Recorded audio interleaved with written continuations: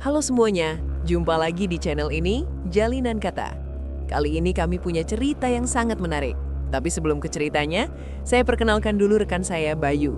Hai, saya Bayu. Senang berjumpa lagi dengan Anda. Bye, biasanya kan aku yang membuka, kamu yang membawakan ceritanya. Gimana kalau sekarang kita gantian? Aku yang bawain ceritanya. Oke, nggak masalah. Kali ini kita punya cerita apa nih? Kali ini, ada seorang gadis bernama Citra. Dia pulang kampung naik kereta, tapi ternyata dia naik kereta hantu. Wah, kedengarannya menarik. Biar nggak penasaran, langsung aja deh kamu ceritain. Oke, inilah ceritanya. Mereka yang tak pernah kembali.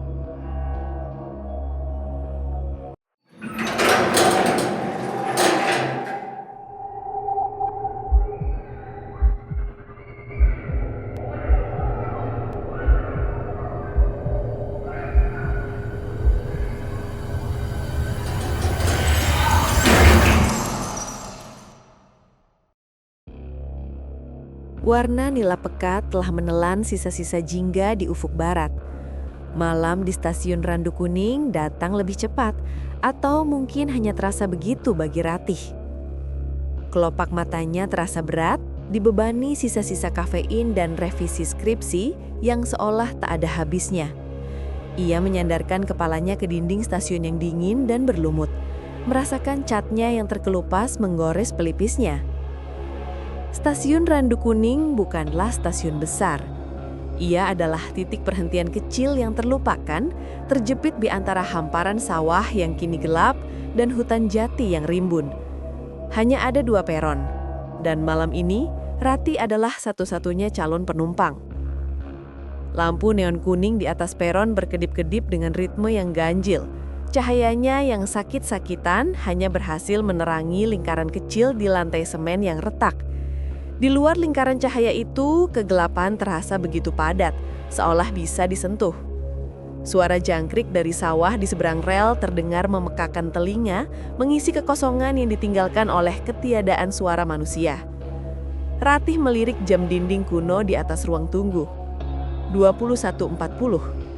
Kereta terakhir, satu-satunya harapannya untuk pulang malam ini seharusnya sudah tiba 10 menit lalu. Ponselnya sudah mati total sejak sore, baterainya menyerah pada jam-jam panjang di perpustakaan kota. Ratih menghela nafas, uap putih tipis keluar dari bibirnya.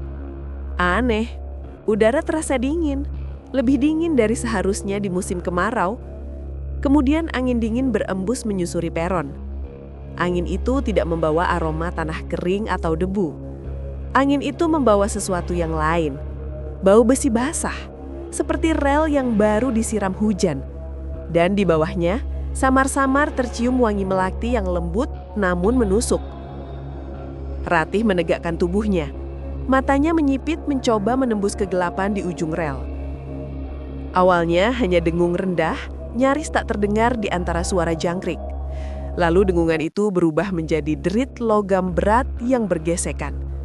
Dari kelokan gelap di ujung sana, 2 lampu sorot redup muncul, menembus kabut tipis yang entah sejak kapan mulai merayap di atas rel. Kereta itu merayap pelan ke peron, bukan melaju. Suaranya bukan deru mesin diesel modern, melainkan desisan uap dan dentang roda yang berat. Ketika kereta itu berhenti dengan decitan panjang yang menyayat telinga, Ratih tertegun. Ini bukan kereta ekonomi yang biasa ia tumpangi. Kereta ini tua, sangat tua. Noda karat menjalar seperti pembuluh darah di sepanjang gerbong-gerbongnya yang berwarna hijau lumut kusam. Jendelanya buram, seolah dilapisi jelaga dari dalam. Dan yang paling ganjil, kereta itu sunyi senyap. Tidak ada suara percakapan, tidak ada hiruk-pikuk penumpang. Kereta terakhir. Rasa lelah mengalahkan keraguannya. Masa bodoh, gumamnya. Yang penting pulang. Ia hanya ingin merebahkan diri di kasurnya. Pintu-pintu di depannya terbuka dengan dentang pelan, tidak berdesis seperti pintu hidrolik. Ratih melangkah dan aroma melati itu langsung menyengat hidungnya, bercampur pekat dengan bau besi basah dan sesuatu yang lain. Bau apak seperti kain yang terlalu lama disimpan. Ia mencari papan nomor di sisi gerbong. Papan kayu kecil bertuliskan angka 3. Ratih melangkahkan kakinya menaiki tangga besi. Udara di dalam terasa lebih dingin.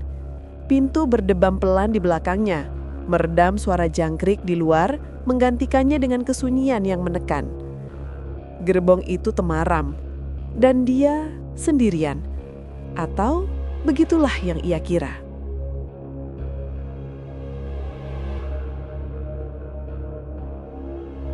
Kereta mulai bergerak, bukan dengan sentakan tiba-tiba, melainkan dengan luncuran yang begitu halus hingga Ratih nyaris tidak merasakannya. Hanya decitan pelan roda di atas rel dan pemandangan stasiun Randu Kuning yang perlahan menjauh di luar jendela buram yang memberitahunya bahwa perjalanan telah dimulai. Ia berjalan menyusuri lorong gerbong, mencari tempat duduk yang nyaman. Lampu-lampu di langit-langit gerbong, bola-bola lampu pijar kuning, bukan neon, berkedip redup, seolah kesulitan menarik daya. Udara terasa berat dan dingin, meresap menembus jaket tipisnya, membuatnya menggigil. Saat itulah Ratih menyadari bahwa dia tidak sendirian. Gerbong itu terisi, tidak penuh, tapi ada beberapa penumpang lain yang tersebar di kursi-kursi kayu yang keras. Di barisan depan, seorang ibu muda berbalut kebaya kusam berwarna pucat sedang memeluk erat seorang anak kecil. Keduanya menatap lurus ke jendela, meskipun di luar hanya ada kegelapan pekat. Di seberangnya, seorang pria paruh-baya dengan kemeja batik lawas memegang selembar koran yang sudah menguning di tepinya. Matanya terpaku pada halaman depan, namun tidak bergerak. Dia tidak sedang membaca. Beberapa baris di belakang, 3 orang pemuda duduk berdekatan. Mereka mengenakan jaket jeans pudar. Gaya rambut mereka mengingatkan Ratih pada foto-foto ayahnya di tahun 80-an. Mereka juga diam. Tidak ada obrolan, tidak ada tawa, tidak ada suara dari ponsel. Hanya kesunyian. Kesunyian yang pekat, hanya dipecah oleh derit ritmis roda kereta. Ratih memilih kursi di dekat jendela, beberapa baris dari si pria berkoran.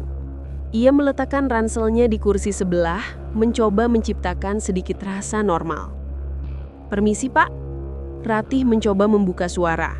Suaranya terdengar aneh, terlalu keras di dalam gerbong yang senyap ini. "Apa kereta ini berhenti di stasiun Kencana?" Pria berkoran itu tidak menoleh, matanya tetap terpaku pada halaman yang sama. Ratih berdeham, mencoba lagi, sedikit lebih keras. "Pak." Tidak ada reaksi. Seolah-olah Ratih hanyalah embusan angin. Rasa gugup mulai merayapi tengkuknya. Ia menoleh ke ibu dan anak di depan. "Mbak, permisi." Ibu itu perlahan menoleh. Wajahnya pucat pasi di bawah cahaya lampu yang redup. Matanya besar dan kosong, seperti sumur yang dalam. Ia menatap Ratih, atau lebih tepatnya, menembus Ratih selama beberapa detik yang terasa seperti selamanya, sebelum perlahan-lahan kembali menatap kegelapan di luar jendela. Anak dalam pelukannya tidak bergerak sedikit pun. Jantung Ratih mulai berdebar. Dingin di dalam gerbong terasa semakin menusuk. Ia merojok sakunya, mencari ponselnya, berharap bisa mengalihkan pikiran dengan musik atau apapun. Layarnya hitam pekat. Bukan hanya lowbat. Ponselnya mati total. Tombol dayanya tidak merespon. Layarnya sedingin es saat disentuh. Ratih ingat betul, baterainya masih tersisa belasan persen saat di stasiun tadi. Lampu di atas kepalanya berkedip secara cepat. Mati, nyala, mati, nyala, lalu kembali ke cahaya kuningnya yang redup. Rasa panik yang dingin mulai menjalari perutnya. Ia mengalihkan pandangannya ke jendela, berharap melihat lampu-lampu kota atau desa yang ia kenali. Setidaknya itu bisa menenangkannya. Tapi di luar tidak ada apa-apa. Bukan hanya gelap, ini adalah kegelapan absolut. Tidak ada bintang, tidak ada bulan, tidak ada satupun lampu rumah di kejauhan. Seolah-olah kereta itu tidak sedang berjalan di atas rel, melainkan melayang di dalam ruang hampa yang tak bertepi. Dan kemudian ia melihatnya.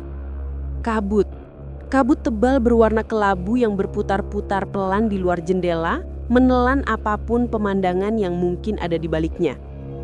Ini bukan rute yang dia kenal. Kereta ini tidak sedang menuju rumah.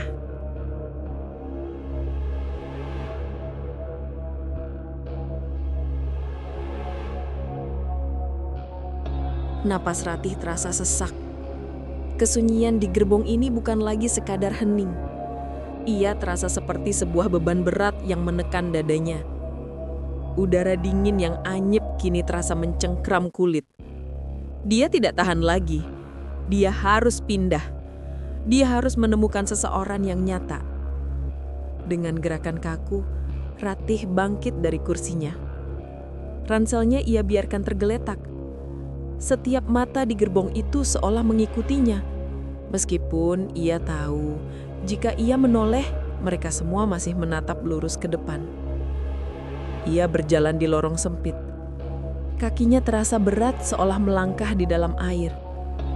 Ia mendorong pintu penghubung di ujung gerbong. Pintu itu terasa berat dan dingin di telapak tangannya, dan terbuka dengan dicitan panjang yang memilukan. Ia melangkah ke gerbong berikutnya, gerbong restorasi. Tempat ini lebih dingin dari sebelumnya, dan lebih gelap. Hanya satu lampu di atas counter bar yang menyala, memancarkan cahaya oranye yang lemah.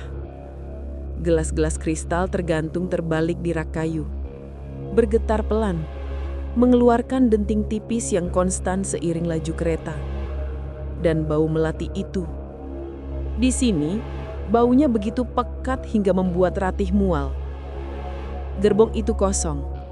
Kursi-kursi dan meja-meja bundar kecil tampak rapih seolah menunggu tamu yang tak pernah datang. "Permisi," suara Ratih bergetar. Terdengar lemah di antara denting gelas. "Bisa saya bantu, Nona?" Ratih terlonjak kaget. Jantungnya serasa melompat ke tenggorokan. Di sudut tergelap gerbong, di balik kaunter, berdiri seorang pria. Dia sangat tua, lebih tua dari siapapun yang pernah Ratih lihat. Punggungnya bungkuk dan ia mengenakan seragam kondektur yang warnanya sudah pudar menjadi kelabu. Sebuah topi seragam yang kusam menaungi hampir seluruh wajahnya, hanya menyisakan dagu yang tirus dan bibir yang sepucat kertas. Rasa lega yang singkat membanjiri Ratih. Setidaknya orang ini merespons. Pak kondektur, saya sepertinya salah naik kereta. Bisa Bapak beritahu, kapan kereta ini akan tiba di stasiun Kencana?" Pria tua itu tidak bergerak. Selama beberapa detik, ia hanya diam. Lalu ia mengangkat kepalanya, sangat perlahan. Cahaya oranye yang redup itu akhirnya menyentuh matanya. Matanya berkabut, seputih susu, dan menatap Ratih dengan kesedihan yang tak terhingga. Dia membuka bibirnya yang pecah-pecah dan berbicara dengan suara serak seperti gesekan daun kering di lantai. "Kereta ini tidak pernah sampai tujuan, Nona." Rasa dingin yang sebelumnya hanya merayap, kini menusuk Ratih sampai ke tulang. Apa maksud Bapak? Tentu saja ada tujuannya." Kondektur itu menggeleng pelan. "Mereka yang naik tidak pernah turun. Mereka hanya melakukan perjalanan." "Saya mau turun!" Suara Ratih naik satu oktav, panik. "Berhentikan keretanya, saya mau turun sekarang." Kondektur itu menatap Ratih, masih dengan tatapan sedih yang sama. Hanya ada satu cara untuk turun. Tapi Nona belum siap. Pria tua itu kemudian berbalik, dan ia melangkah. Ia tidak berjalan memutari kaunter. Ia berjalan lurus ke depan. Langkahnya tenang dan tidak terburu-buru. Tubuhnya menembus kaunter kayu solid itu seolah-olah kaunter itu hanyalah kabut. Ia terus berjalan, menembus rak-rak berisi botol, dan menghilang di balik dinding pantry yang gelap. Hening. Hanya suara denting gelas yang tersisa. Ratih tidak bisa bernafas. Selama sepersekian detik, kakinya terpaku di lantai. Lalu, pekikan tertahan lolos dari tenggorokannya. Dia berbalik dan lari. Dia tidak peduli lagi pada pintu yang berat. Dia membantingnya hingga terbuka, berlari kembali ke gerbong 3. Kembali ke tempat duduknya. Dia ambruk di kursinya. Tubuhnya gemetar hebat. "Hantu, itu hantu, ini tidak nyata," gumamnya mencoba meyakinkan dirinya sendiri. Dia memejamkan mata erat-erat, berharap saat membukanya dia akan terbangun di kamarnya. Perlahan, dia membuka matanya. Dia menatap ke jendela di sampingnya, kegelapan pekat yang berlalu. Ia menatap pantulan wajahnya di kaca yang buram. Wajah seorang gadis yang pucat dan ketakutan. Tapi ada yang salah. Sangat salah. Di dalam pantulan kaca itu, di belakang bahu Ratih, si pria berkoran itu kini sedang berdiri di lorong. Ratih menoleh ke kursi di seberangnya. Pria itu masih duduk di sana, memegang korannya, diam tak bergerak. Ratih kembali menatap pantulan di jendela. Di pantulan itu, si ibu muda juga berdiri. Anak yang ia gendong kini menatap lurus ke pantulan Ratih. Refleksi itu salah. Dengan ngeri, Ratih menyaksikan di dalam pantulan kaca jendela itu, satu persatu, semua penumpang di gerbong itu, para pemuda, wanita tua, pria berkoran, semuanya kini telah berdiri dari kursi mereka. Di dunia nyata, mereka masih duduk bisu. Tapi di pantulan kaca itu, mereka semua berdiri di lorong, berbaris rapi, dan mereka semua sedang menatapnya.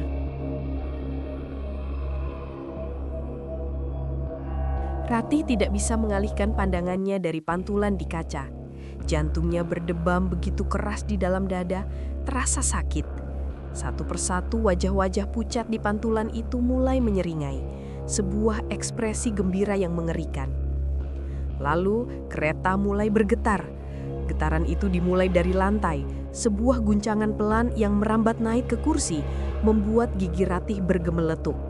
Getaran itu semakin kuat, semakin cepat, mengubah derit roda yang ritmis menjadi raungan logam yang menyakitkan. Lampu-lampu di gerbong berkedip-kedip panik, kini lebih cepat, mengubah pemandangan di dalam gerbong menjadi serangkaian gambar diam yang mengerikan. Wajah pucat, mata kosong, kebaya kusam, koran menguning. Tiba-tiba terdengar suara. Itu adalah suara pertama yang ia dengar dari mereka. Bukan percakapan, bukan bisikan. Itu adalah jeritan. Jeritan yang memekakkan telinga bukan berasal dari satu tenggorokan, melainkan dari puluhan. Jeritan teror kolektif yang begitu keras hingga Ratih harus menutup telinganya. Getaran itu kini menjadi guncangan hebat. Ransel Ratih terlempar dari kursi sebelah. Pria berkoran itu akhirnya bergerak, tubuhnya tersentak ke depan saat kereta bergoyang liar.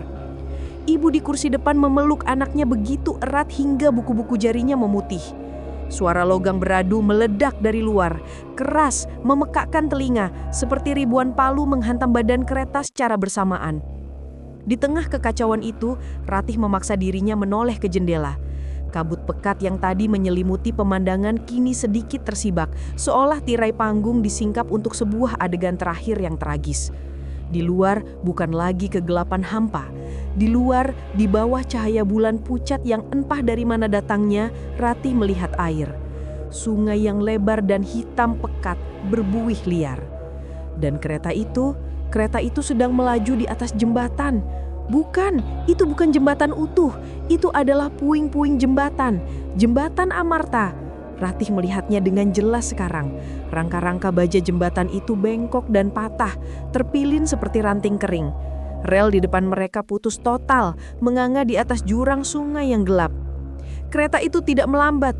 Kereta itu justru semakin cepat, melaju lurus menuju kehancuran. Para penumpang hantu kini semuanya berdiri. Mereka tidak lagi menatap Ratih, mereka semuanya menatap ke depan, ke arah jembatan yang putus itu. Wajah mereka membeku dalam ekspresi horor murni. Ibu itu menjerit tanpa suara, mulutnya terbuka lebar.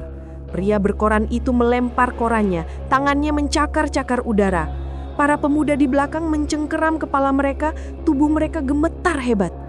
Mereka tidak sedang meneror Ratih, mereka sedang menghidupkan kembali detik-detik terakhir mereka. Tidak, bisik Ratih, nafasnya tercekak. Dia tidak sedang dalam perjalanan.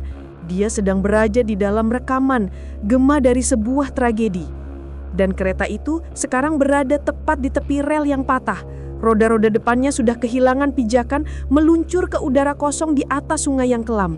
Gerbong 3, gerbong tempat Ratih berada, terangkat dari rel dengan sentakan logam yang membelah udara. Ini adalah akhir mereka, dan jika Ratih tidak bergerak, ini akan menjadi akhirnya juga.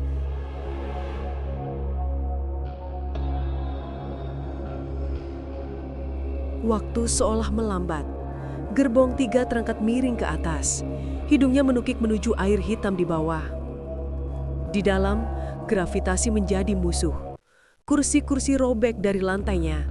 Para penumpang hantu terlempar ke depan seperti boneka kain, melayang dalam gerakan lambat yang mengerikan.